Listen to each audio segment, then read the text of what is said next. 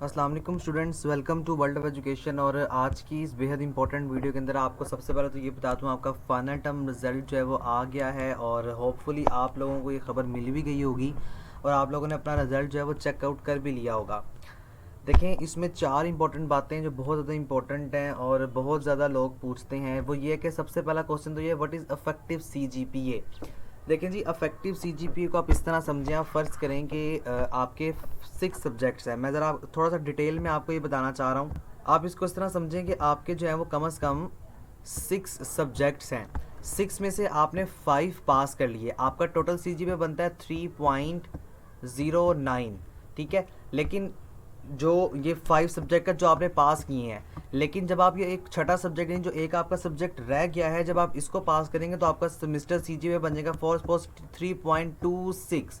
तो देखें, जो अफेक्टिव सीजीपीए है ये वो सीजीपीए होता है जो सीजीपीए जब आप सारे सब्जेक्ट्स को क्लियर कर लेंगे ना तब आपको शो हो रहा होगा। और अगर आपका कोई सब्जेक्ट फेलियर नहीं है, कोई सब्जेक्ट आपका फेल नहीं हुआ, सब पास हैं, तो आपका कोई भी इफेक्टिव सीजीपीए नहीं आ रहा होगा। ये सिर्फ उन्हीं लोगों का शो होगा जिनकी कोई ना कोई सप्ली है। ठीक है, अदरवाइज जिनकी सप्ली नहीं है उनका कोई भी सेमेस्टर सीजीपीए में यानी अफेक्टिव सीजीपीए उनका शो नहीं हो रहा होगा, उनका टोटल एक सीजीपीए जो है वो शो हो रहा होगा।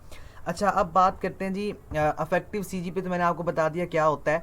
अब हम ये करते हैं कि मिनिमम आपको कितना सीजीपीए रिक्वायर्ड होता है। इसको ना आप इस तरह समझें कि आपको ना डिग्री लेने के लिए कम से कम 2.0 सीजीपीए चाहिए होता है। लेकिन जारी बात है, ये जो सीजीपीए होता है ना, ये मैटर करता है आपकी फर्दर आगे आइंदा आने वाली जॉब्स के ऊपर। आप लोगों ने ये कोशिश करनी है कि कम से कम आपका सेमेस्टर सीजीपीए 3.0 हो या इससे ऊपर हो। अब यहाँ पर बहुत सारे मुझसे लोग कमेंट करेंगे या मुझसे पूछेंगे, अच्छा सर आप मुझे ये बताएं कि हम इतना सीजीपीए कैसे लें। किसी का हो सकता है 2.6 हो, या किसी का हो सकता है 2.0 हो, या किसी का ये भी हो सकता है कि 2.12 हो। तो मैं आप तमाम तो लोगों को ये बात क्लियर कर दूँ, आपका मिनिमम सीजीपीए मेरी नज़र में, वैसे आपको डिग्री के लिए कितना रिक्वायर्ड है, आपको 2.00 रिक्वायर्ड है, लेकिन आपने कोशिश ये करनी है कि तकरीबन आप 3.0 से ऊपर सीजीपीए हासिल करें ताकि आपका ये सीजीपीए अच्छा काउंट हो।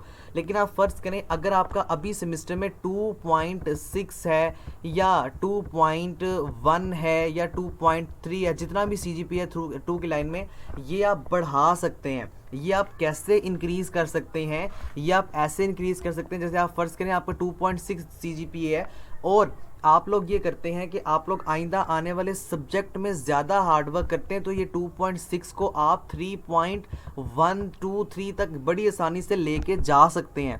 ठीक है, और ये बात याद रखिएगा, अब यूनिवर्सिटी आपको टोटल सीजीपीए शो कर रही है। पहले जीपीए होता था, जीपीए का मतलब कि खाली एक सेमेस्टर का।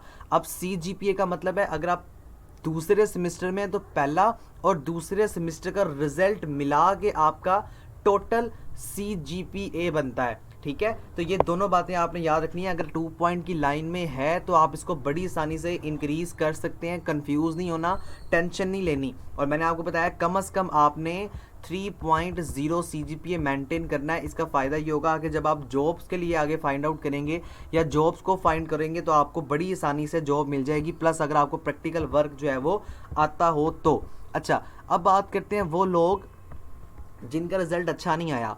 देखें जी, अगर आपको लगता है कि आपका रिज़ल्ट आपकी एक्सपेक्टेशन के अगेंस्ट आया है तो आपके पास ऑप्शन होता है रीचेकिंग का। ठीक है, आप फर्दर रीचेक करवा सकते हैं। लेकिन अगर आपको ये लगता है कि ठीक है मेरा रिज़ल्ट ठीक आया है, तो सबसे इम्पोर्टेंट बात ये है कि आप ना आइंदा आने वाले सेमेस्टर में, जैसे मैंने आपको ऑलरेडी बता दिया, this is basically the subset of minimum CGPA. देखो, होता ये है कि अगर आप 2.12 पे खड़े हो तो अगर आप फर्दर ज़्यादा हार्डवर्क करोगे ना अगले सेमेस्टर में, तो आप इस 2.12 से तकरीबन 2.68 तक या 6.7 तक या 7 तक जा सकते हो। फिर उससे अगले सेमेस्टर में ज़्यादा हार्डवर्क करोगे तो 3.1, 3.2, 3.3 तक आप बड़ी आसानी से मूव कर सकते हो, बशर्त ये कि आप लोगों ने अपने रिज़ल्ट को अच्छा मेंटेन करना है, हार्डवर्क ज़्यादा करना है। अच्छा, बैड रिजल्ट अगर आप समझते हैं कि आपकी एक्सपेक्टेशन के टोटली अगेंस्ट है, तब आप रीचेक करवा सकते हैं। रीचेक की अपॉर्चुनिटी आपके पास होती है। प्लस आप लोगों को मैं ये बता दूं, जो रीचेक करवाने का सोच रहा है वो पहले मेक श्योर कर ले कि हाँ मैंने पेपर बहुत अच्छा दिया था लेकिन मेरी एक्सपेक्टेशन के टोटली अगेंस्ट है।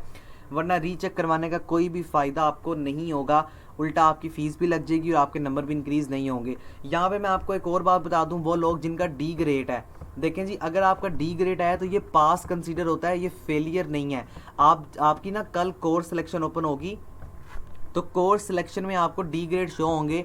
मैं आपको रिकमेंड करूंगा कि आप ये डी ग्रेड वाले सब्जेक्ट ना डिस्कस करें, ना आगे फर्दर जो है वो इस सब्जेक्ट को दोबारा पढ़ें, क्योंकि ना ये आपका टाइम वेस्ट करवाएंगे। टाइम कैसे वेस्ट करवाएंगे, देखिए आपकी 4 साल की डिग्री फर्दर है, तो 4 साल में ना आपने सारे सब्जेक्ट पढ़ने होंगे। तो अगर आप डी वाला सब्जेक्ट सेलेक्ट करेंगे ना, तो फिर आपको आगे जाके एक और सब्जेक्ट रखना पड़ेगा, और दूसरा ये कि आपका सेमेस्टर इजाफी लग सकता है, अगर अल्लाह ना करे आगे किसी की कोई 2-3 सप्लीज आ गई तो। अगर आपका डी ग्रेड है तो आप फर्दर हार्डवर्क करें, ज़्यादा मेहनत करें। अगर 1 या 2 में सब्जेक्ट में डी है तो कोई मसला नहीं है, आपकी ये ट्रांसक्रिप्ट पे शो होगा, आपके डिग्री पे ये नहीं, मतलब अफेक्ट तो डालता है लेकिन इतना ज़्यादा अफेक्ट नहीं है उसका। और दूसरी बात, अगर आपका अभी डी है और नेक्स्ट सेमेस्टर में अगर आपका एफ ग्रेड आ गया, तब आपका एफ ही काउंट होगा, आपको दोबारा पढ़ना पड़ेगा।